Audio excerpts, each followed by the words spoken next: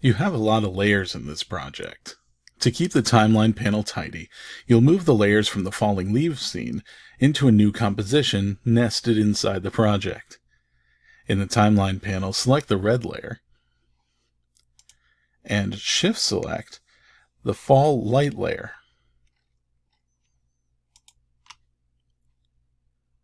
Then control select or command select on the sky layer so that everything but the last leaf layer is selected.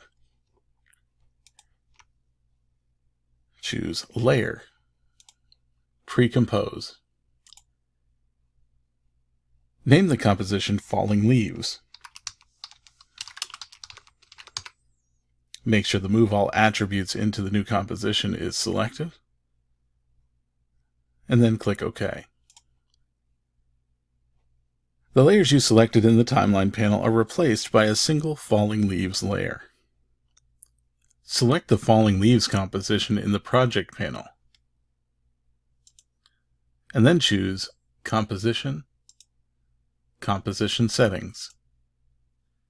Change the duration to 215, and then click OK.